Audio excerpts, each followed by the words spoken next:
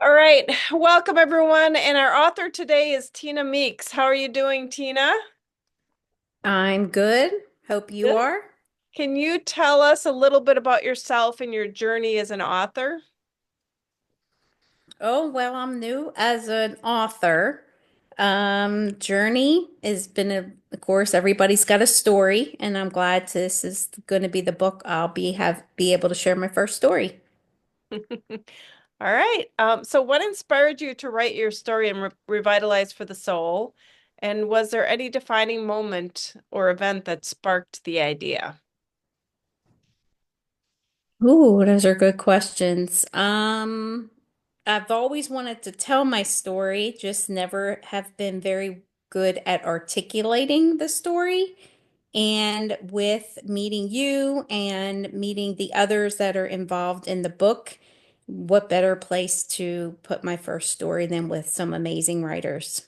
Yeah, we have 20 amazing writers, and they all, each of you have such an inspirational story to tell.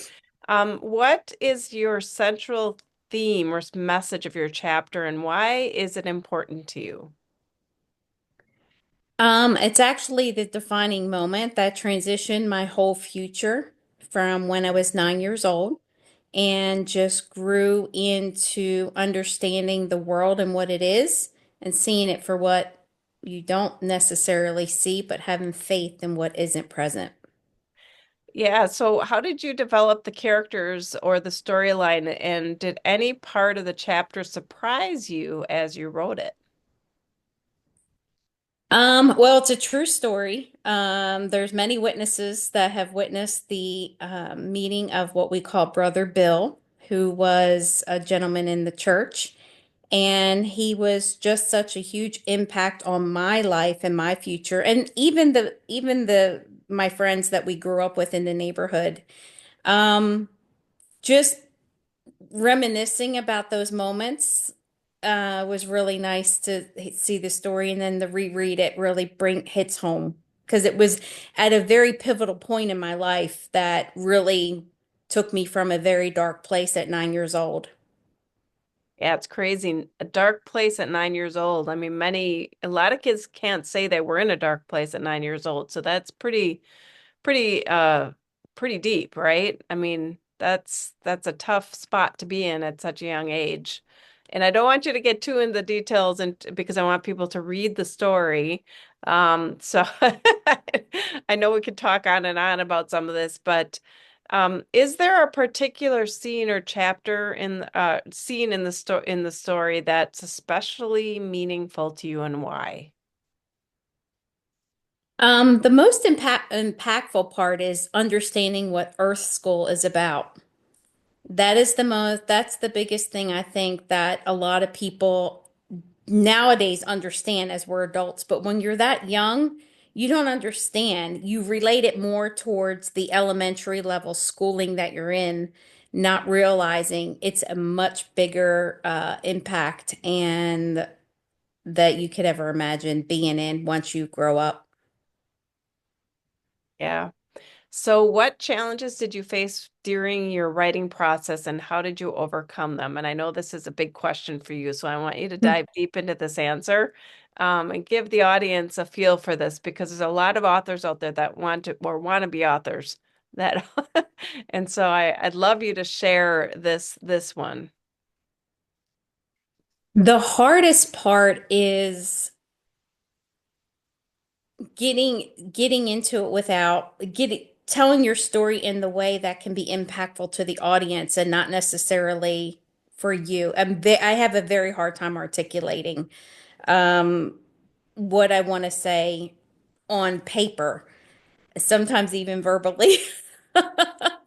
So it's very hard to tell my story in a way that doesn't sound like gibberish or anything like that. It's hard. It's very hard to relate to people of different levels and different backgrounds and just explain your story in a very um deep level to for them to understand and connect with you. That's the thing. Connecting with your audience is the biggest thing. Yeah, so Finding your way. So, and this one I want to kind of get a little bit closer to because really when you're connected with your audience, it's really about you coming from you and telling your story. And I know this was a tough experience for you to tell the story because even just to tell the story it would took you a while, right?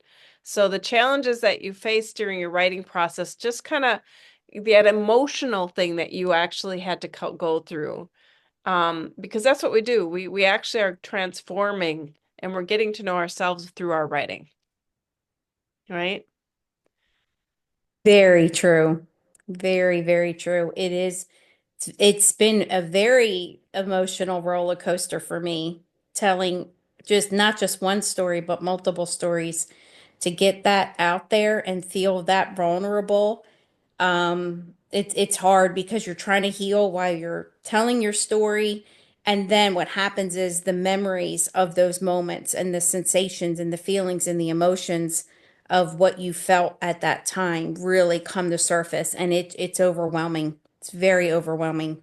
Yeah, so for you in particular, it took longer for you to go through the process, and here's what I mean.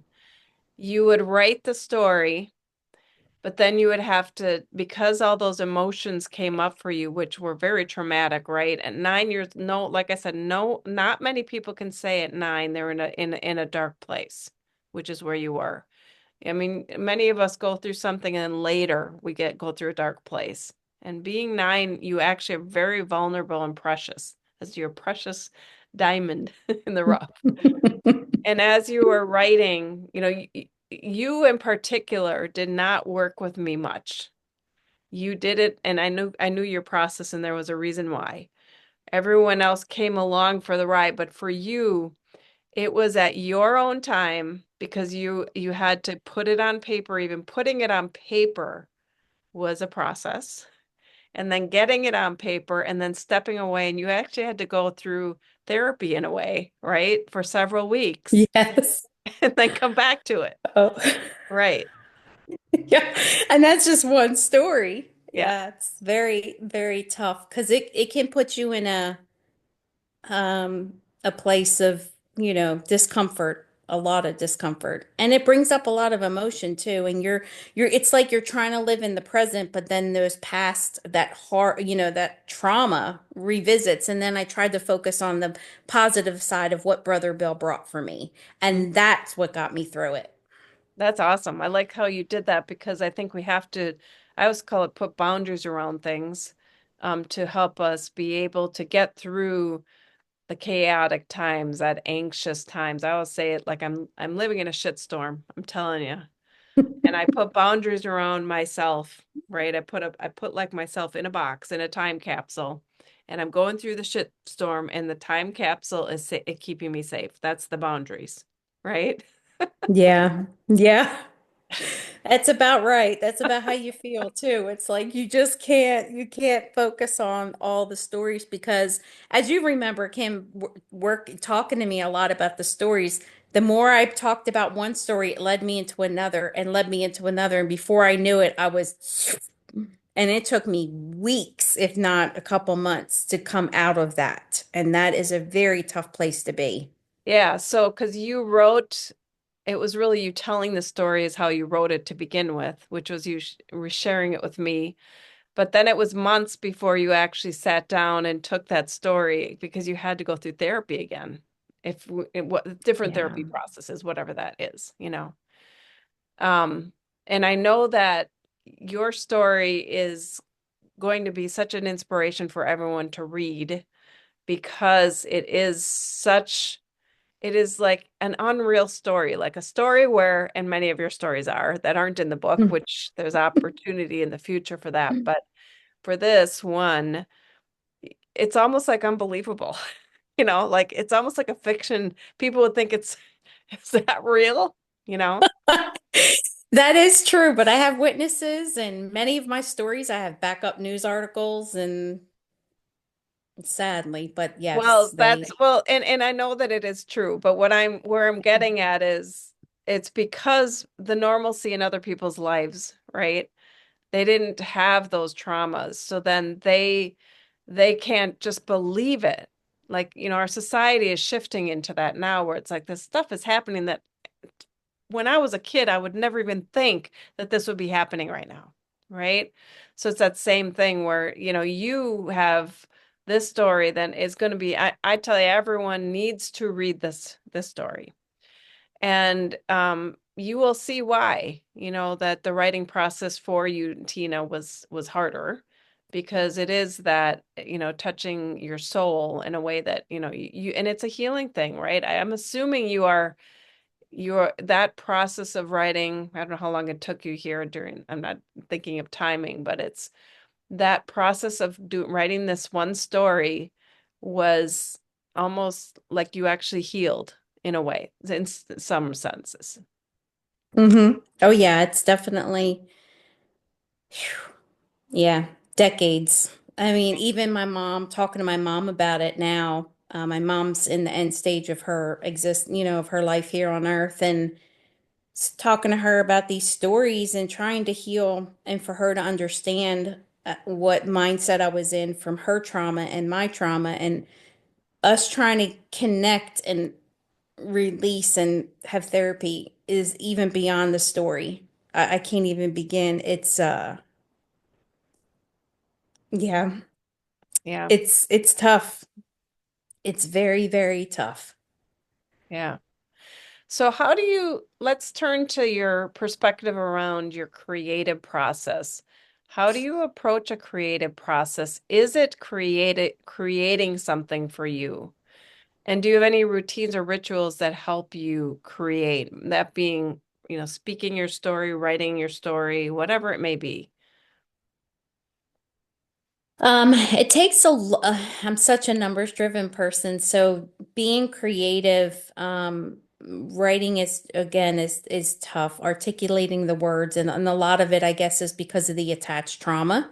Is what I'm learning from what I'm reading is when you have attached trauma, it's very hard to articulate because what you felt at 9 or 13 or 12, with the multiple many years of traumas, the emotion gets attached, and I think we kind of just get stuck, and so the words don't come.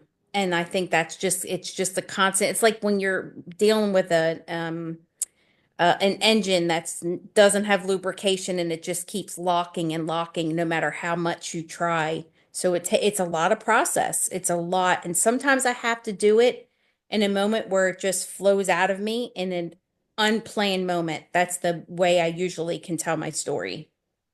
Yeah, I remember I always say this to people and they think I'm weird when I say it, but it is very true for me. And my daughter has said something to me in a similar sense. She said, Mom, when I was 3, I woke up. And what I say is when I was 20, I could start speaking. And that means I've had pictures in my mind since I've been real little. And I've seen things, I can see future things, right? But I've seen pictures of things that it makes me very wise. But I've been very quiet throughout my entire childhood, seeing those things, being Mhm. wise and having that wisdom. And I would just keep it inside of myself because I couldn't put a word to the picture. So that's kind of what I'm hearing you say. And Yep. I still am learning that. I think the why I got it. I mean, my grandma let, like I was a mathematician. That was my expertise. But I also was an artist.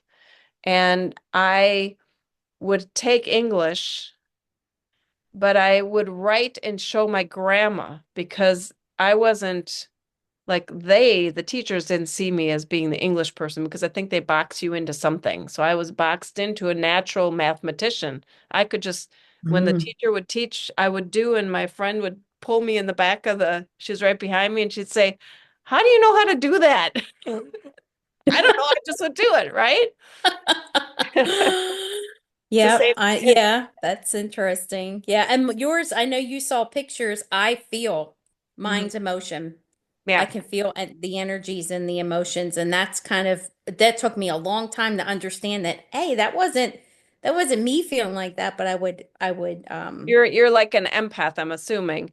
And yes, I I'm guess, an yeah, that's what they Yeah, call my them. daughter is that, and I'm an empath, which I am internal. And what I do is I hide my feelings where for 35 years in corporate, I see myself as a tin man, if you want to call it that, where I built, they teach you to, so you get better and better at that.